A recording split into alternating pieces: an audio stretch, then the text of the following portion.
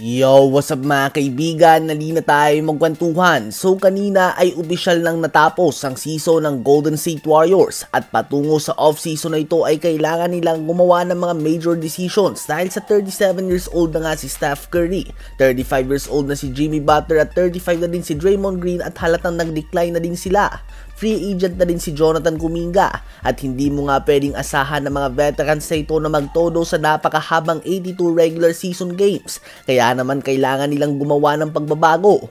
Madaming rumors involving Giannis Antetokounmpo ngayon at isa ang Warriors sa mga teams na nasasali sa usapan na ito dahil close nga si Giannis at si Curry at nag-attend pa nga daw ng All-Star party ni Curry kung saan lahat lamang Warriors players ang andon at si Giannis. Ngunit kailangan nga natin na maging realistic. Sa isang trade involving Giannis ay kailangan na maisama si Jimmy Butler o Draymond Green kung nais nga nilang matapatan ang sahod nito. Kasama din dyan sila Moses Moody, Podziemski, Trayce Jackson-Davis at iba pa. At kailangan mo din yan samahan ng mga draft picks. And even that may not be enough. Hindi para sa Milwaukee Bucks bagkus sa offer ng ibang teams. Mahirap nga tapatan ang trade offers na kayang ibigay ng San Antonio Spurs, Houston Rockets, Dallas Mavericks at OKC Thunder na may mga draft assets at madaming solid young talent. Magiging enough lang nga ito kung si Giannis mismo ang magsabi sa front office ng Bucks na gusto niyang mapunta sa Warriors. In this case ay pwede ngang igalang ng Milwaukee Bucks ang kanyang kagustuhan,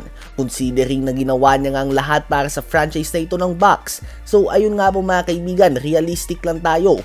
Kung makukuha man nga ng Warriors si Giannis ay kakailanganin nilang bitawan si Butler o Draymond Green, mga young players and draft picks, at most probably ay meron kang Giannis, Curry, dalawang mid-level contract player at mapapalibutan na ito ng mga minimum contract players at two-way contract players. At talo lang nga dito kung sakali ay kung ma-injured ang isa ay makakawawa nga naman ang isa dahil wala siyang gaanong tulong na matatanggap. Sa palagay nyo ba ay sapat na ito upang maging isa sa mga top team sa napakatinding Western Conference? Ngayon ay tumungo naman tayo kay Michael Porter Jr. Si MPJ ay kinakailangan nga ng surgery sa kanyang balikat subalit binaliwala niya ang sakit nito upang makapaglaro at makatulong sa team ng Denver Nuggets at nagawa niya nga ito sa ibang games. Ganun pa man, the last 2 games nga kung saan parehong natalo ang Denver Nuggets ay 2 of 14 lamang siya sa field at 0 of 10 naman sa 3-point line.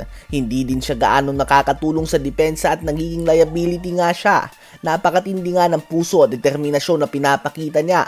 Ngayon ay pinagtatawanan siya ng mga fans dahil sa makalat niyang performance. Habang kung namahinga naman siya, malamang ay sasabihin ng iba na makasarili ito o kaya naman soft. Ganun pa man kung ikaw ba ang coach ng Denver Nuggets, magdidesisyon ka na ba na ipagpahinga na lamang siya o kaya naman bawasan ng kanyang minuto?